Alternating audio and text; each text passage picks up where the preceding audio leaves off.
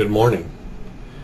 This is part 2 of Ephraimites, and I would like to recap from part 1 the main point that I wanted to get across there, which was that the kingdom of Israel did not split because of religious reasons. They split because of financial reasons, mainly the taxation without representation. We see that happened also to the U.S. and Britain in the 1700s, where the U.S. split off from the British Empire because of taxation without representation. The same thing happened with Israel, split into two nations, the northern kingdom, which was known as the House of Israel, and the southern kingdom, which was known as the House of Judah. Today I would like to pick up with that. The northern kingdom, we know, was captured by the Assyrians around 720 BC, and according to the Sennacherib stela, which is a stone that contained the recorded history of Sennacherib, the king of Assyria, also known as Sargon II, claimed that there were 27,390 or so people that were taken into captivity from the house of Israel. Up until this point, it's all been history. Now we get into speculation. What happened to these people?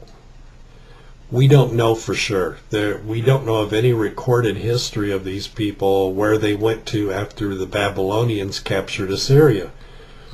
But some people assume that they were carried off into Babylon and became part of the Jewish community there.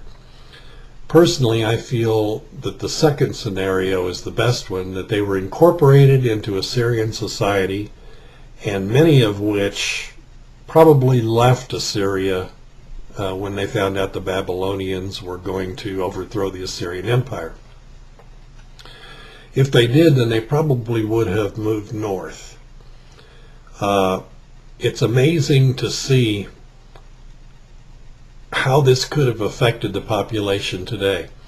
I went online and I found a population growth program where I plugged in if one person from the house of Israel married a pagan, and during the next 40 years they had 3 children, and those 3 children over the next 40 years had 3 children, taking off for normal death and disaster, how many people would be alive 2,720 years later, or 69 biblical generations?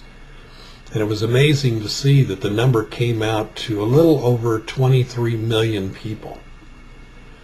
23 million would come out of one union of an Israelite with a pagan. And that's assuming that only one person from the house of Israel escaped and went north.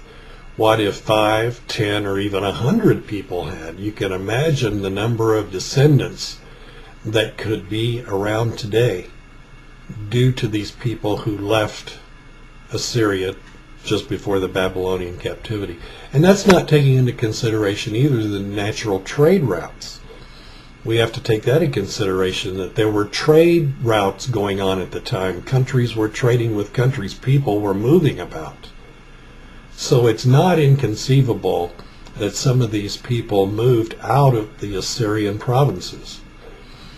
If you would like to find out more about the possible migration patterns, you can go to britom.com, which is a site that's run by Yair Davidi, who's an Orthodox man who for years has been studying the possible migration patterns of some of the people from the northern 10 tribes of Israel. And it's really interesting to see how he sees the migrational pattern northward and through Europe. And we ended up with assumptions like the British Israelite theory that people in Britain, because of the name Britain, which can be associated with Brit-Am, which in Hebrew means covenant people, were seen as descendants of these people, and that the kings and queens of England were seen as descendants of the royalty of the house of Israel. So we don't really believe that that's true today, but it's interesting to see the different theories on it. But another thing you might want to do is look at the book of Hosea, because the whole book of Hosea is about people who turned their back on God, talking about the house of Israel, and how Hashem scattered them throughout the nations of the earth, but always with a promise that though those original people turned their back on him and were unfaithful, yet he promised to save their descendants. And that's the great hope of it, is that one day these descendants will be called back to Torah and back to Hashem Baruch. And this may be what we're seeing in the Ephraimite two-house teachings today. Because in my mind, I wonder, why would somebody take up with Torah if they weren't being led to? And if they're being led to, then that must mean that Hashem has called them. And if Hashem has called them, then they very well may be the people he said one time that wasn't his people. Now he's saying are the sons and daughters of the living God. So it's very interesting to see this. We can get into some speculation because there is no definitive proof that these people even exist. But these people were capitalists. They weren't religious people, supposedly. They were moving on the grounds of prosperity. They were people who thought most highly of earning a living and making their fortunes and so on and so forth. They had turned their back on Hashem Baruch and had left, and therefore they didn't have that religious cultism to bind them together.